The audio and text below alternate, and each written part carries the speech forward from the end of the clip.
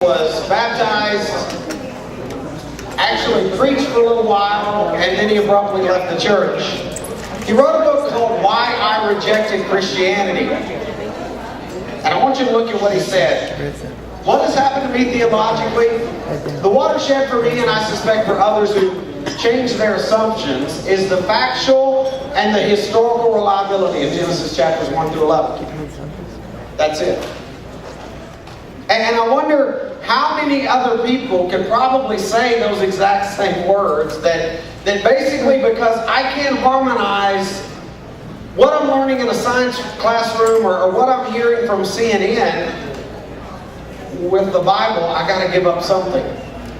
And I think most of you in here know what they normally give up. Usually it's the Bible.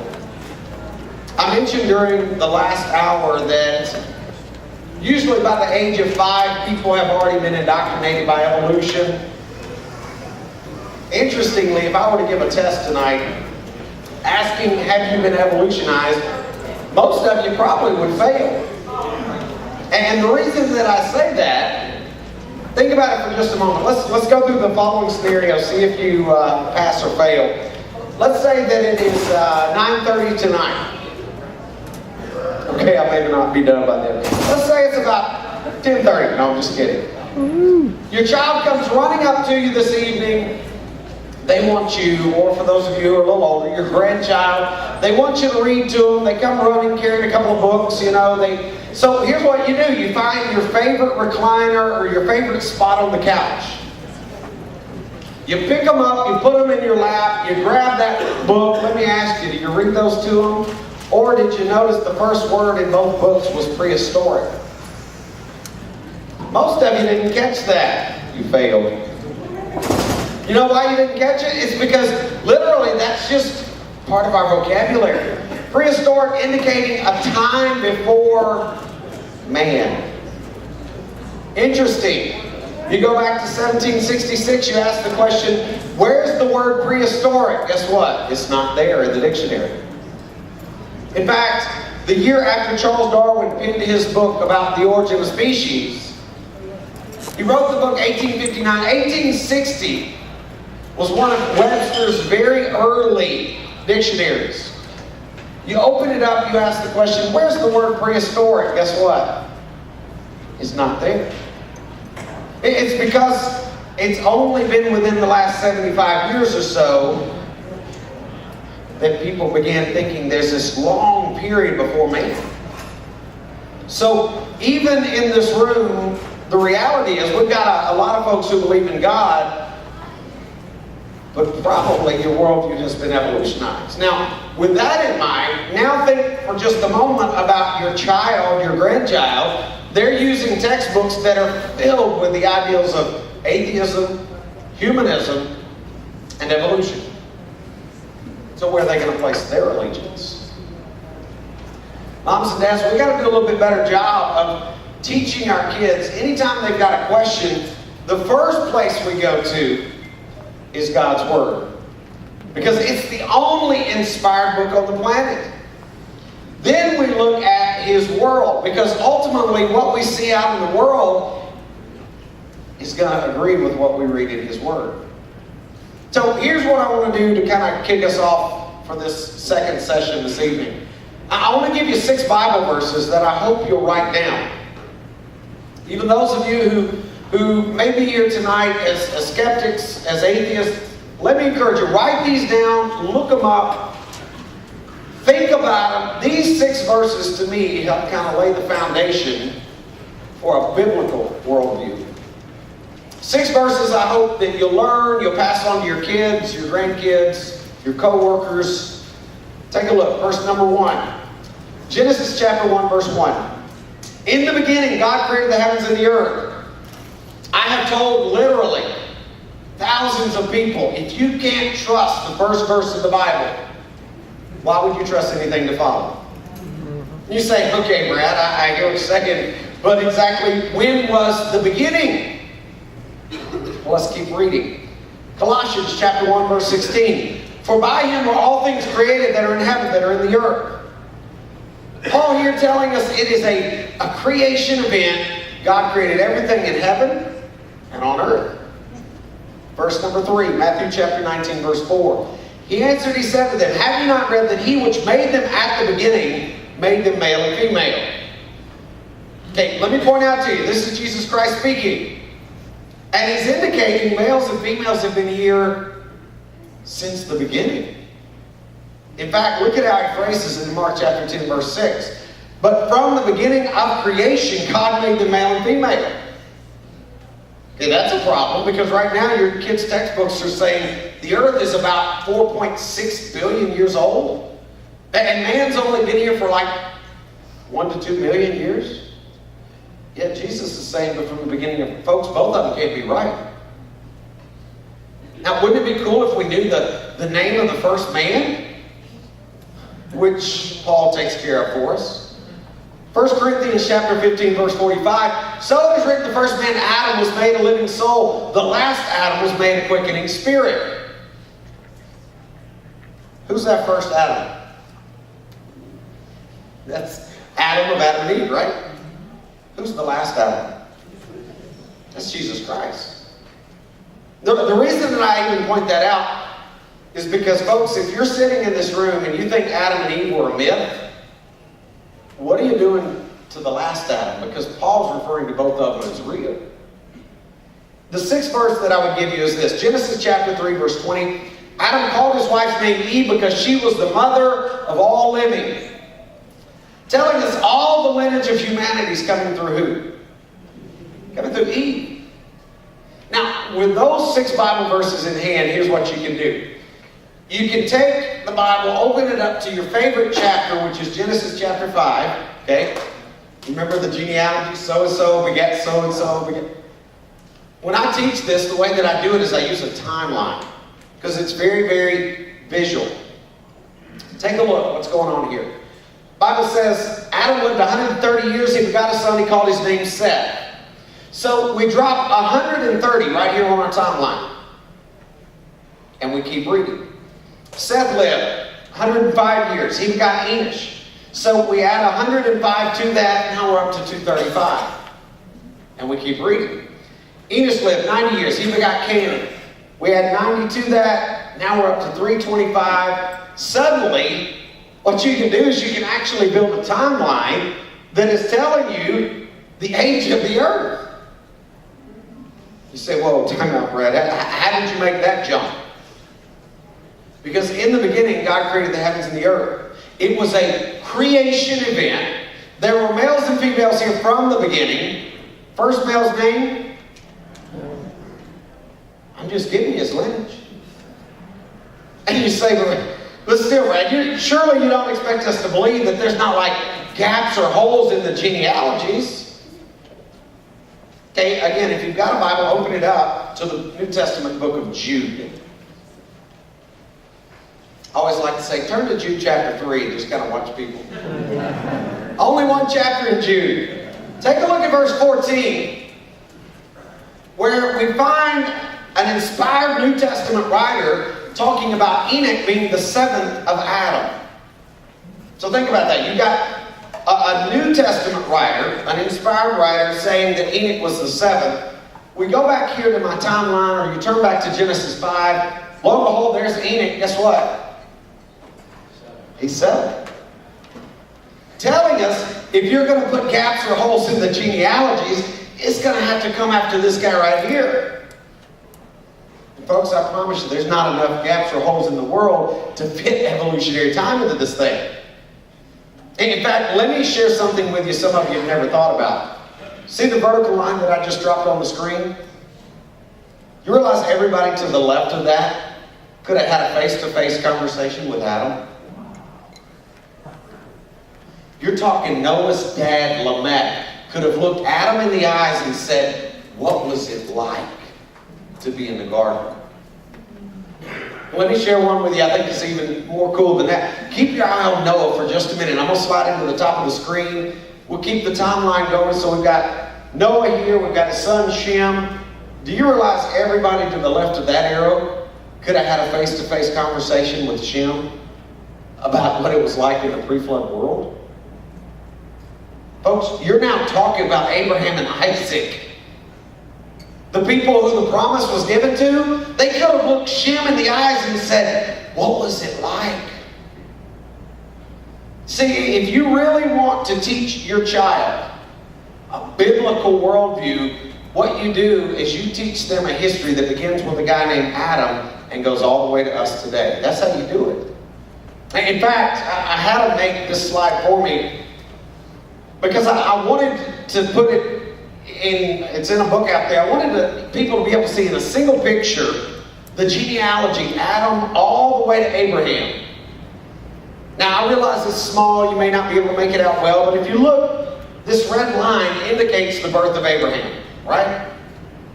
Across the top, you've got years. So in round numbers, from Adam to Abraham is about 2,000 years.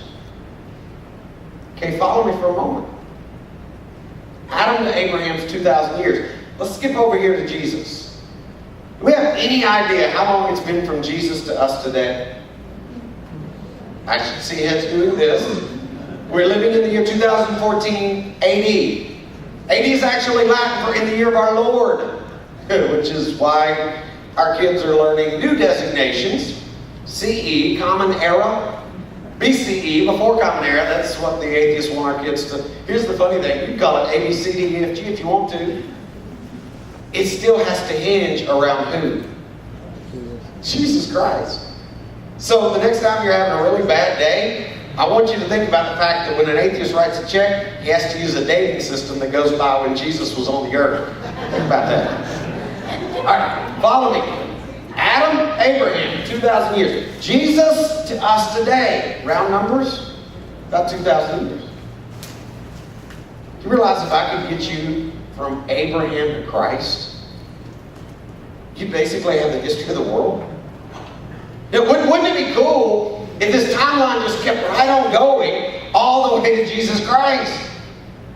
I mean, if the Bible filled in all the details from, and it does. Here's the really cool part. You're not just given one genealogy, you're actually given Mary and Joseph's, folks.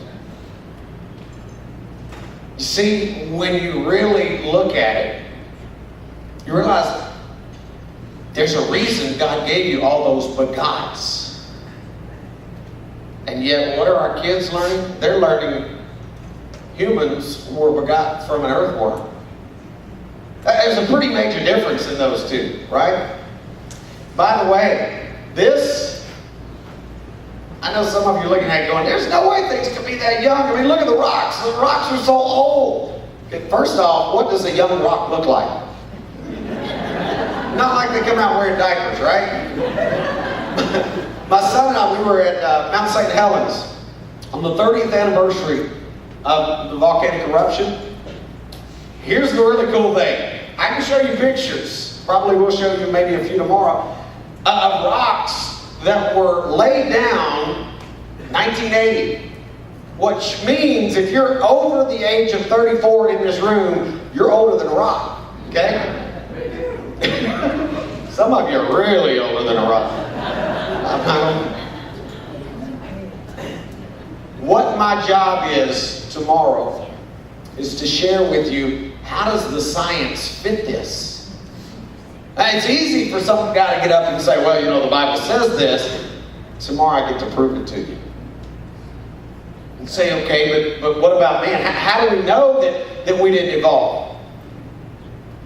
Charles Darwin wrote a book, 1950 or 1859. You guys have heard it called The Origin of Species. That's not actually the full title.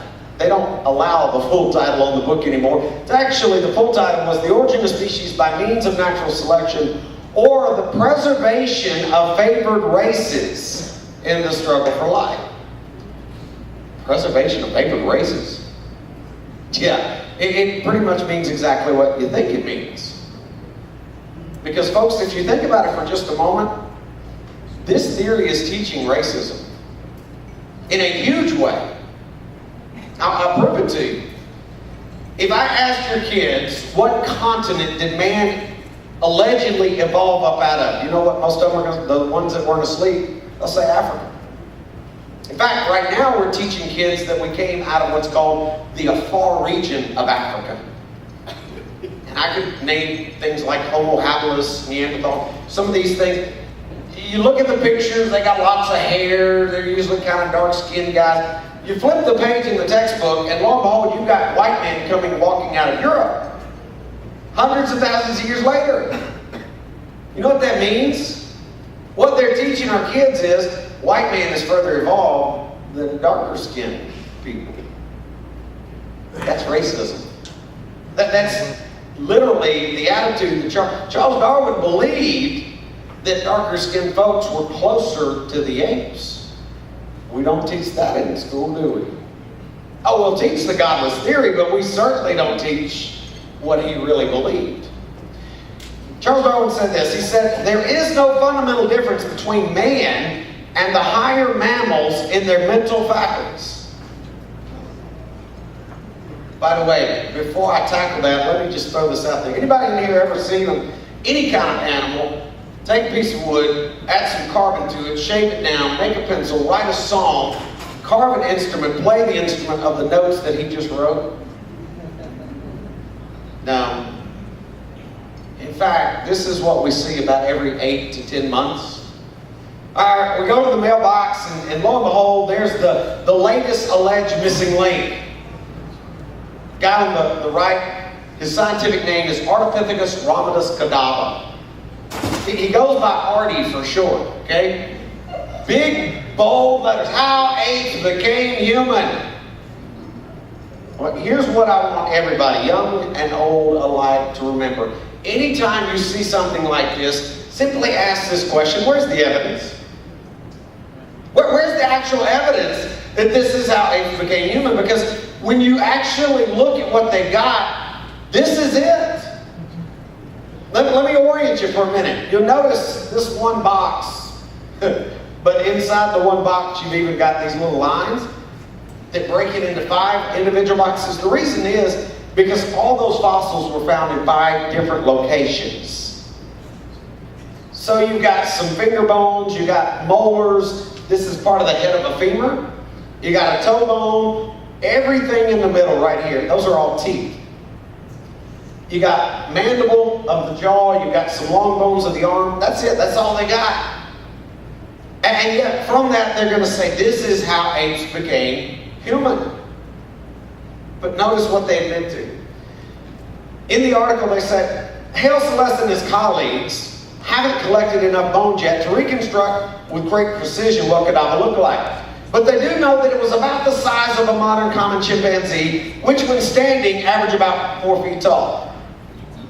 Alright, so let me get this straight. We haven't collected enough bones yet to know what this guy looks like, yet we're going to put his picture on the cover of Time, and in the 2-page spread, oh, and we're going to put him in museums and in your kids' textbooks. But here's the best part. Take a look at this. That same article, they've got a picture of the toe bone with a caption under it that says, this toe bone proves the creature walked on 2 legs. Human foot has 26 bones in it. They have 1. And from that 1, they're going to say it proves. By the way, if you recall, this is the only bone they got below the head of the femur. But take a look at one other admission they buried in this article. Talking about the toe bone, they said, not only is it separated in time by several 100,000 years, but it was also found some 10 miles away from the rest of those bones. Guess he just walked away? I mean, think about it. You go out front here, you dig up, you find some fossils, you get a call from a buddy way on the other side of the mall, says, hey, look, I got a toe bone, I think it goes with your collection. You know what you'd say? You're nuts. What I want to do for just a few minutes of your time tonight is I want us to walk through what I call evolution's hall of shame. Okay? This is the hall that our kids don't get exposed to much. Because our kids, they get textbooks that basically indicate these people were real. That we've got all this proof, and yet they never ask the question, where's the evidence? was getting a haircut fairly recently and made a mistake. You know, the lady asked me what I do, and that's always one of those things like, it's a long, drawn out, you know, you don't really want to know, because if I tell you, then you're going to have questions, and we're going to be here long. Sure enough, after she got done cutting my hair, 15 more minutes, she's still asking me questions. And it started with this right here. She said, but we know that there used to be these, like, Neanderthal-like people, right? And so, of course, I started then having to share with her some of what I'm sharing with you. The evidence in there. This guy right here, he's my favorite. This is Nebraska man. Okay? Not worried if you're from Nebraska this time. I'm not worried. Nebraska man. This guy was actually used as evidence in the Scopes monkey trial. Dayton, Tennessee. In fact, 1922, this picture was put in the Illustrated London News. So think about that for just a moment. If we're using this as evidence in a courtroom to prove evolution, we're putting pictures like this in the paper, surely we've got evidence, right? Everything about this guy, all the evidence we have, comes from a single tooth. It looks like 4 on the screen. That's actually the same tooth taken from 4 different vantage points. From this one tooth, we get this guy and his wife. Just a little bit of artistic license, right? Here's the best part. After they used this as evidence in a court trial to support the Scopes monkey trial, after they put it in the paper, we later discovered that that one tooth actually belonged to an extinct pig. That didn't make it into the courtroom. Or what about this guy, Piltdown Man? Another candidate for our Hall of Shame. Here you see an artist's depiction of what he allegedly would look like, a sketch. And again, we learn to ask that question, where is the evidence? Not the hype, not what evolutionists love to use, the tactic of intellectual intimidation. You know what I mean? All smart people believe this. Where's the evidence? That's all I want to know. For this one, we got to go back to a gravel pit built down in England, 1912, where researchers uncovered some pieces of a skull, pieces of a jawbone, glued it together. You'll notice I've got circled down here for more than 40 years. This guy was touted as the missing link. Took us 40 years to realize we'd been duped, or lied to, actually. Because what they really did was they took a fairly modern human skull, broke it on purpose. They took the jawbone of an orangutan. They filed down the back teeth of the orangutan to make it look more human. They dipped the whole thing in acid to age it. And then they buried it only to find it, glue it together and say, here's your missing ancestor. 40 years, folks. People bought the lie. Or what about this guy, Orc Man, found in Spain? You ask that question, where is the evidence? This time it's a single piece of bone. That's looking at the back of the skull, right back around what's called the parieto-occipital region of the skull. You'll notice they made a cast of it in this lower picture. But if you look carefully, you'll notice the area for the brain there is too small. Now, how do you go from that to having a human brain, even through this evolution thing? Caused them problems. They couldn't figure out, how would we evolve a bigger skull that quick? Well, in 1982, they decided maybe this bone belonged to a child. That would explain why it's so small.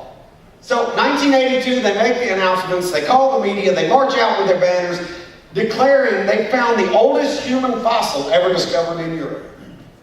The only problem with that is, that piece of bone they later discovered probably belonged to a 6-month-old donkey. Folks, that's not science, that's Hollywood. That's literally make-believe. Look, let me share with you how they're getting away with this. On the screen beside me, you'll notice that there's what looks like an old fossil. They call it Homo erectus, upright walking man, okay? This is not actually what they discovered. What this is about 80 bone fragments recovered from more than 5 different locations. I tell people, there's more Elmer's glue in this right here than there is a kindergarten class. Okay? They glued all these 80 bone fragments from different locations together. They came up with this. Well, this isn't good enough to actually convince our kids. So they invite a scientific illustrator in. They say, hey, make us a cast of that. And he does. And that's what we sell to our museums. That's what you see when you go by and they've got these placards that say this guy lived so many millions of years ago. But again, that's not really good enough to convince our kids. So they invite the scientific illustrator back. They say, hey, flesh him out a little bit. Maybe put some muscles on him, put some eyes on him, slap some skin over him. Folks, listen to me. We've gone from 80 bone fragments in 5 different locations to making it look like you just went out back and took his picture. And like somebody was saying, you ever seen Shrek or NFL? Just kind of looked like a linebacker. Folks, that's not intellectual honesty. What that is a group of people who are determined to sell a story before they ever really evaluate the evidence. How about this guy right here, Java Man? Java Man, they found a tooth, they found a skull cap. About a year later, they found a leg bone. Now, here's the interesting thing. Say, all right, tooth, leg bone, definitely human. But that skull cap, we determined, actually belonged to a giant gibbon monkey.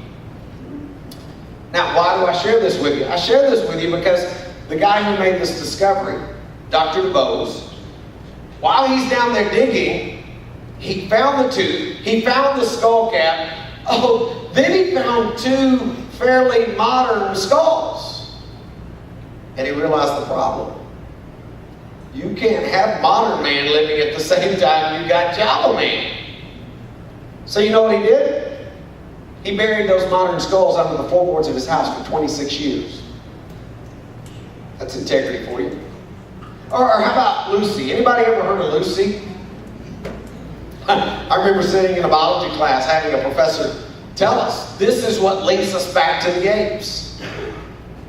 For those of you who don't know the story, Donald Johanson and his team, they discovered Lucy in the Afar region there of Africa. Big celebration in the camp that night. They're out in the desert partying. They actually had a record player.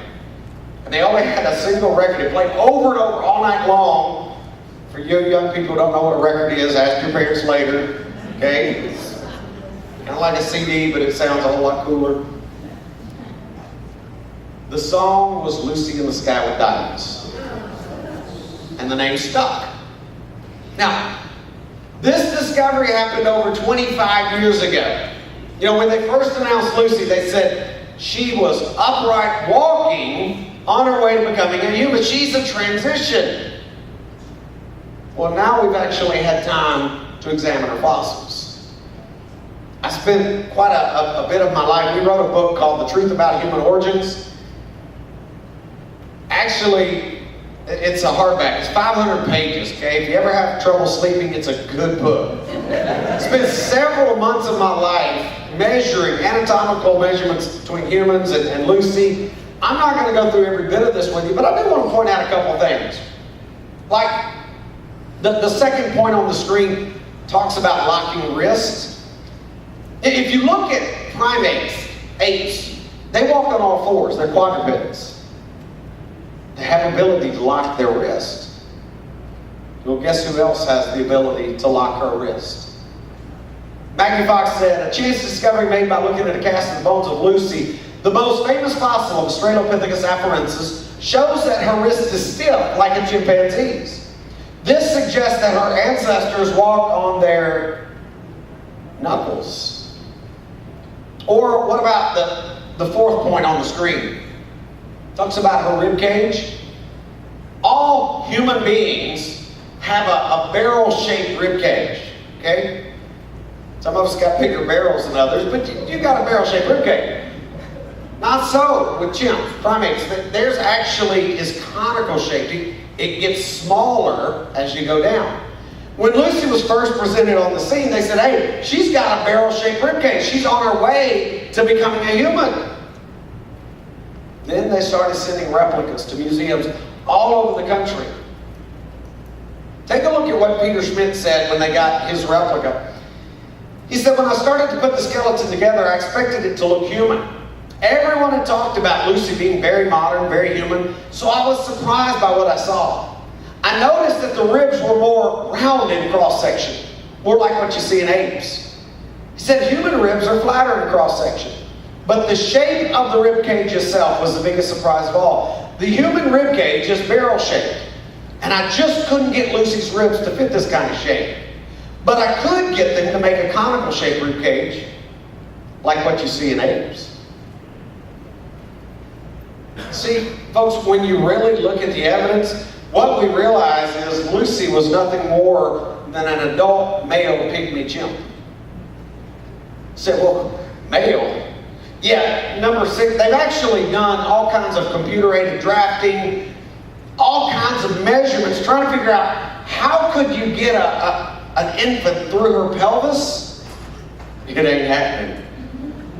Which means either she was the last of her species and they all died out because she couldn't give birth, or more realistically, she was a he, meaning we should call Lucy Lucifer. And yet, here's the thing, almost everybody in this room has seen pictures like this one. Lucy.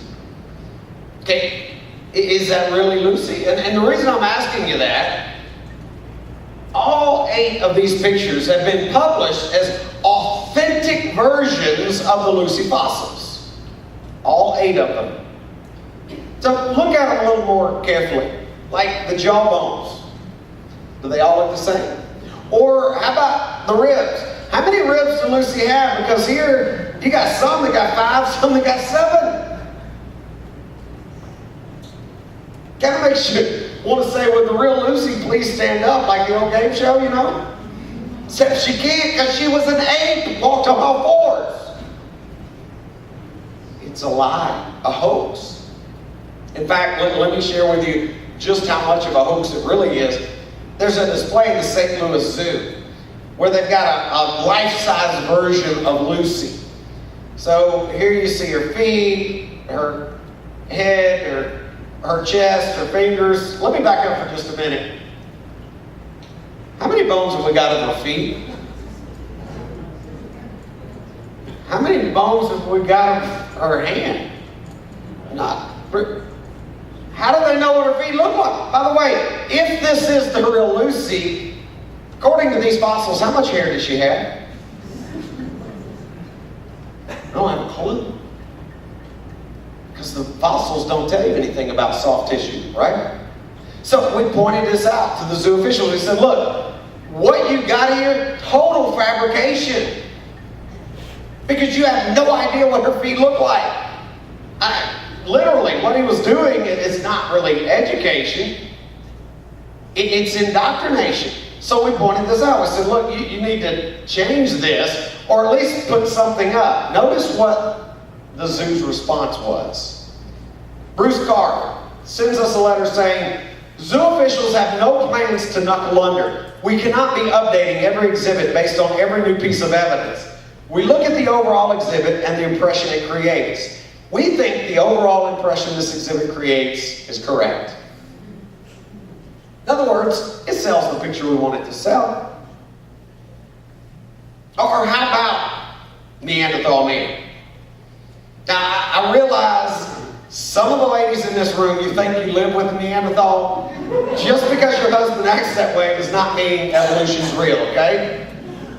This guy, he is the poster boy for National Geographic. They love him. I mean, they about every other issue, they want him in there. When you look anatomically at the differences, you'll notice there's a modern human skull in the background, what they're calling a Neanderthal in the foreground. Realistically, the only difference is right across here. It's that really pronounced brow ridge. They would say that we were very close together and that this gave rise to us today. This was our closest ancestor. So allegedly you've got apes that walked on all fours that eventually gave rise to humans. And in the textbooks, they put Neanderthal right before Homo sapiens. The only problem with that is that in 1958, Dr. A.J. Cave examined the original Neanderthal Valley fossils. And he proved that it was nothing more than a man who had suffered from advanced stages of arthritis. That's not in the textbooks, is it? Question, does arthritis change bone structure? You realize in this room right now we probably have people suffering from arthritis, osteoporosis, rheumatoid arthritis. Changes your bone structure, doesn't it? Now, add with that this very real fact. There's variation among humans, right? And in my lifetime, I probably dissected well over 500-600 human bodies, seen all kinds of shapes, sizes. I mean, even just looking at you guys, we got normal heads, little heads, fat heads, everything. You realize if we were all fossilized tonight, there are some of you in this room, you probably qualify as a Neanderthal. I'll point you out later. Buddy of mine named Jack Kuzo, he actually did a lot more work in the Neanderthal field than I did.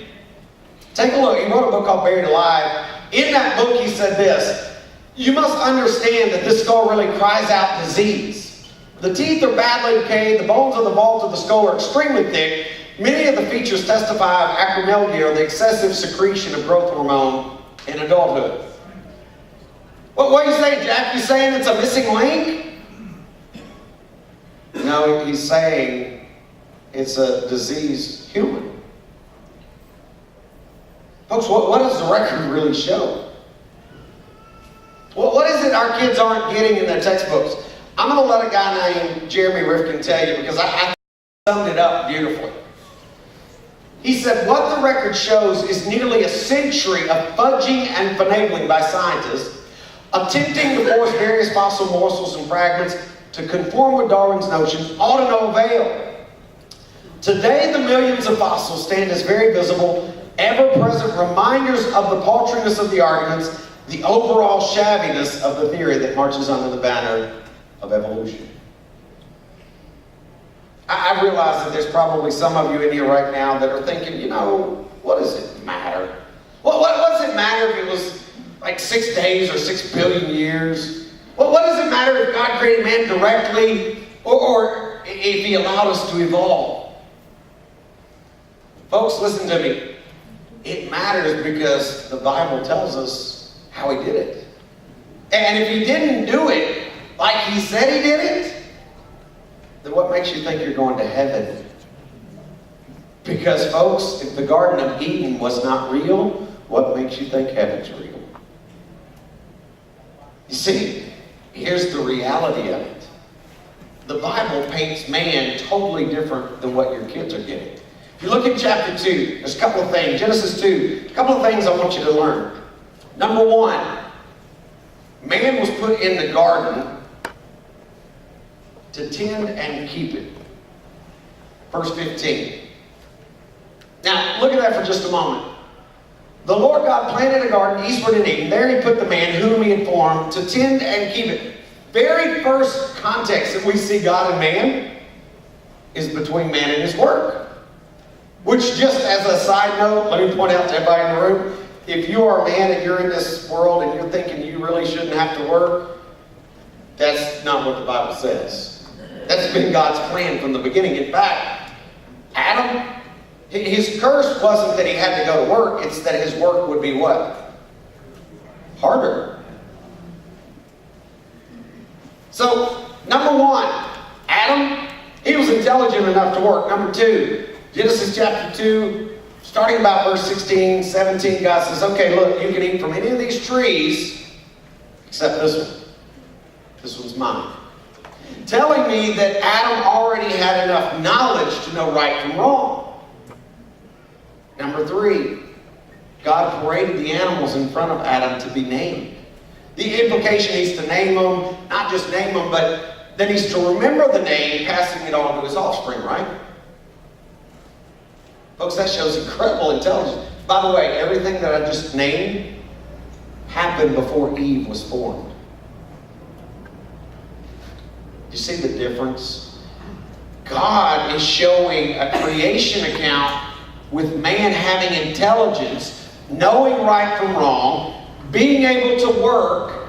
What does evolution say? Evolution says we started out as an amoeba, and over millions of years, we finally evolved our intelligence. We finally evolved the ability to know right from wrong. We finally evolved the ability to work.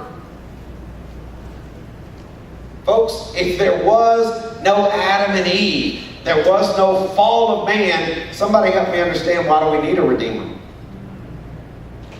Because you see, that's the central message all throughout the book.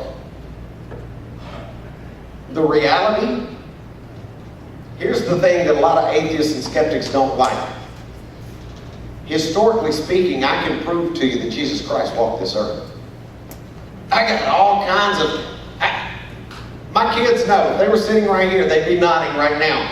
One of the things that I've forced them to be able to do, they can prove Jesus Christ walked this earth without ever opening this book. We've got historical writings. We've got archaeological findings. You know what that means? That really kind of puts the skeptic in a weird position, because we know there was a man named Jesus who walked the earth. So, what does that mean about the rest of this book? To find out, you're going to have to come back tomorrow evening. I'm going to open it up for a few minutes to your comments, your questions. Usually, every Friday, Saturday evening, what I do is I take a little time, because I've been talking for 2 hours, it's y'all's turn. I take a little bit of time to let you talk. Ask your comments, your questions. I will do my best to try to repeat the question over the microphone so that everybody can hear it. But the floor is yours. I think we've probably got some roaming mics. Oh man, I was going to call him Phil Donahue. Okay, there you go. Comments, thoughts. If you'll just raise your hand, I will, all the way in the back.